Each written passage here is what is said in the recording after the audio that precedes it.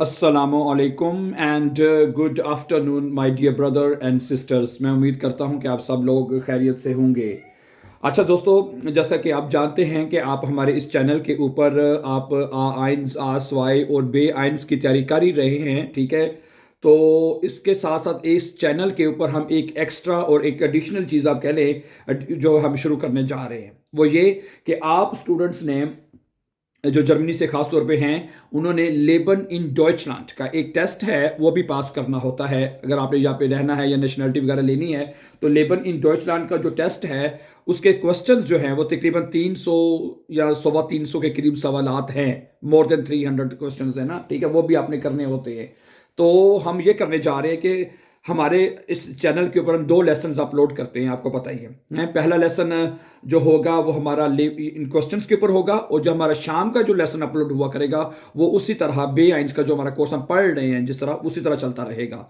लेकिन ये जो मॉर्निंग टाइम पे ये जो लेसन हम शुरू करेंगे, जिस तरह मैंने कहा लेबन इन डॉइचलैंड के जो क्वेश्चंस हैं वो आपके सामने पढ़ दिए जाएंगे, उर्दू में आपको एक्सप्लेन कर दिया जाएगा ताकि आप इस टेस्ट को भी सक्सेसफुली जो है वो पास कर सकें, ठीक है। और इसको इससे आपकी जर्मन तो इंप्रूव होगी, सारी बात है आपकी, इसके साथ साथ आपको अपनी जर्मन जो लैंग्वेज है उसको भी इंप्रूव करने का मौका जरूर साथ आपको मिलेगा, ठीक है।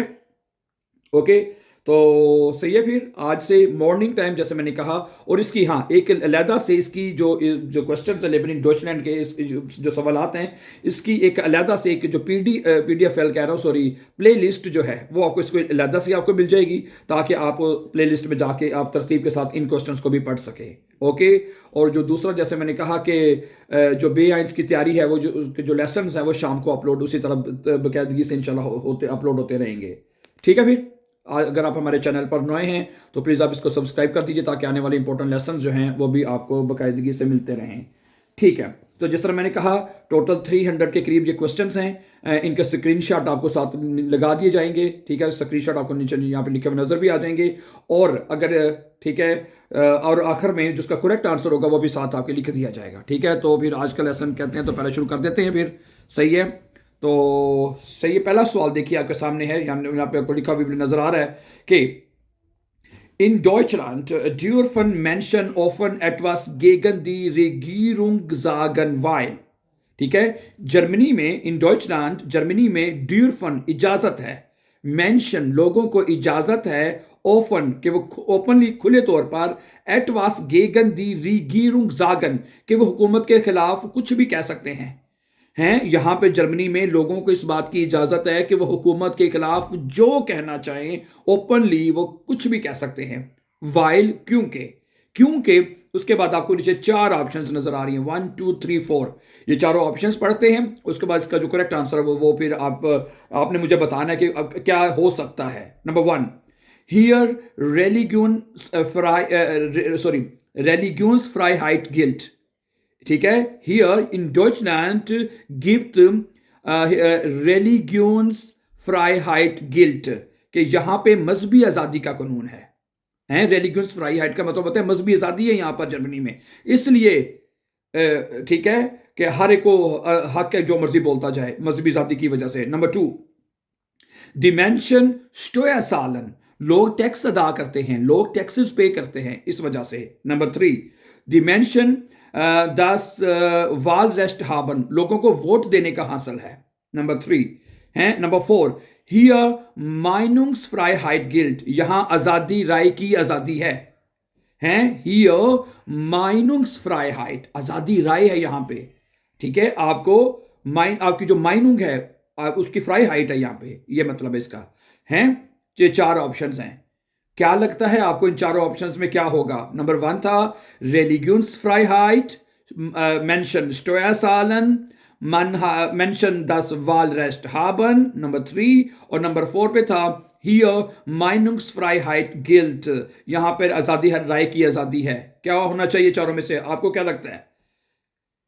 यस, अगर आपको लगता है कि number 4 is the correct answer तो number 4 is the correct answer, ठीक है। अंतवर्ड इसका ये है माइनुंग्स फ्राइहाइट गिल्ट, माइनुंग्स फ्राइहाइट गिल्ट का मतलब है कि यहां पे आजादी राय की आजादी है यहाँ पे आजादी, हर एक को आजादी है कि जो अपनी वो राय रखता है वो कह सकता है, कोई भी उस जरा को नहीं टोकेगा। समझा रही बात आपको? सही है, ठीक है, तो option 4 is the correct answer. ठीक है, माइनुंग्सफ्राइहाइट गिल्ट हियर, नंबर 4। इसी तरह अब आप पढ़िए क्वेश्चन नंबर 2 पढ़ते हैं। इन Deutschland können Eltern bis zum 14. Lebensjahr ihres Kindes entscheiden, ob es in der Schule am, ठीक है, इन Deutschland können Eltern bis zum 14. Lebensjahr, Germany में वालदेन जो हैं अपने बच्चे की 14 साल की उम्र तक, ठीक है, entscheiden वो फैसला करते हैं, ob es in der Schule कि वो स्कूल में सीख सकता है, हैं 14 साल की एज तक ये माँ बाप ने डिसाइड करना होता है कि वो क्या सीख सकता है, यानी किस मजमून के बारे में बात हो रही है, क्या सीख सकता है। नंबर 1, Geschichte Unterricht teilnimmt, यानी कि जो तारीख है, गिशिस्ट कहते हैं तारीख को, कहानी को भी कहते हैं, लेकिन गिशिस्ट Unterricht teilnimmt कि जो तारीख है, हिस्ट्री जो है, उसमें वो शामिल हो सकता है माँ बाप की मर्जी से उसके, ठीक है। अच्छा, Religions Unterricht teilnimmt कि जो मज़हब का जो मजमून है उसमें शामिल हो सकता है। Politik Unterricht teilnimmt, Sprach Unterricht teilnimmt, ज़बान का यानी कि, ठीक है। तो आपको क्या लगता है कि 14 साल की उम्र तक बच्चे जो कभी इतने मेच्योर नहीं हुए होते उनकी, ठीक है, तो माँ बाप इस बात का फैसला करते हैं कि बच्चे ने ये सब्जेक्ट पढ़ना है कि नहीं पढ़ना। तो कौन सा हो सकता है? गिशिस्ट Unterricht यानी तारीख के बारे में है, रेलिग्यून है, पॉलिटिक है, शप्राख है, इन चारों में से कौन सा हो सकता है बताइए? हैं रेलिग्यून, यस, रेलिग्यून Unterricht teilnimmt है, चूंकि 14 साल तक बच्चे को जैसे मैंने भी कहा कि बच्चे की एज इतनी मेच्योर नहीं होती, बच्चे को इतना अंदाज़ा नहीं होता, तो बाकी सब्जेक्ट के बारे में तो नहीं, बाकी सब्जेक्ट में बच्चा अपनी मर्जी कर सकता है, लेकिन जो रेलिग्यून यानी जो रेलिग्यून जो Unterricht है उसमें जो हिस्सा लेना है उसमें माँ बाप जो है वो उस बात का डिसाइड करेंगे। समझा रही बात आपको? गुड, सही है ये है। तो दूसरे ऑप्शन जो है उसका करेक्ट आंसर क्या होगा? रेलिग्यून Unterricht teilnimmt, ये इसको आपने टिक करना है, बाकी तीनों को छोड़ देना आपने, सही है। इसी तरह अब आप क्वेश्चन नंबर 3 देखें कि Deutschland ist ein Rechtsstaat, was ist damit gemeint? Germany एक रेस्टस्टाट यानी कानून की रियासत है, कानून की रेस्ट स्टार्ट यानी कानून की रियासत है, ठीक है। वस इस्तिदामित, इसका क्या मतलब है? रेस्ट स्टार्ट इसका क्या मतलब है? इसका मतलब है, इसके भी 4 ऑप्शंस हैं, हर क्वेश्चन की 4 ऑप्शंस आपको दिए जाएंगे, जो करेक्ट आंसर होगा वो आपने लगाना है, ठीक है। Number 1, alle Einwohner oder Einwohnerinnen und der Stadt müssen sich an die Gesetze halten, तमाम शहरी और रियासती कानून की पाबंदी करेंगे। तमाम शहरी और रियासत जो है, तमाम शहरी, ठीक है, आले Einwohner und Einwohnerinnen und der Stadt, और रियासत जो है müssen sich an die Gesetze halten, वो कानून की, चाहे रियासत है चाहे शहरी हैं, दोनों को कानून की पाबंदी करनी होगी। इसका ये मतलब है नंबर 1 का, ठीक है। Number 2, der Staat muss sich nicht die Gesetze halten, रियासत को कवानीन की पाबंदी करने की जरूरत नहीं है। अच्छा, number 3, nur Deutsche müssen die Gesetze befolgen, सिर्फ जर्मन लोगों को, जो जर्मन रिहायशी हैं, जर्मन लोग हैं, डॉइचे लॉइट है, जर्मन लोगों को सिर्फ कानून की पाबंदी करनी है, यानी जो गैर मुल्की हैं, आउटलैंडर हैं, उनको नहीं करनी, सिर्फ जर्मन को करनी है, इसका ये मतलब है। अच्छा, number 4, die Gerichte machen die Gesetze, अदालतें कवानीन बनाती हैं, अदालतें कवानीन बनाती हैं, अदालतें जो हैं वो कवानीन बनाती हैं, ओके। तो ये 4 ऑप्शन अब आपके पास, ठीक है। सवाल दोबारा देख लें। Deutschland ist ein Rechtsstaat, Germany एक कानून की रियासत है, ठीक है। और was ist damit gemeint, इसका क्या मतलब है? ठीक है, इसका मतलब है कि ऑप्शन ए जो है इसका करेक्ट आंसर है। alle Einwohner und Einwohnerinnen und der Stadt müssen sich an die Gesetze halten, कि तमाम जो शहरी हैं और जो रियासत है उसको कवानीन की पासदारी करनी है, पाबंदी करनी है। तो ऑप्शन ए जो है नंबर 1 इसका करेक्ट आंसर होगा, alle Einwohner, सही है। तो यानी रेस्ट स्टार्ट का ये मतलब है। चलिए क्वेश्चन नंबर 4 के ऊपर आ जाएं, ठीक है। welche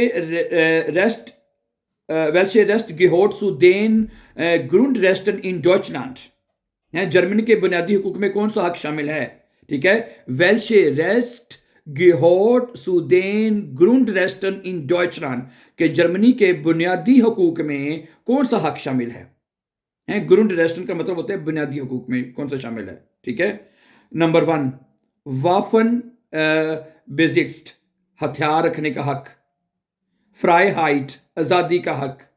माइनुंग्सफ्राइहाइट, आज़ादी, इजहार राय की आज़ादी। और उसके बाद है जेल्फ्स्ट जस्टिस, अपने इंसाफ का हक। वैसे तो सारी ज़रूरी हैं, लेकिन वो कहता है कि जो बुनियादी हक है वो कौन सा हक शामिल है, ठीक है।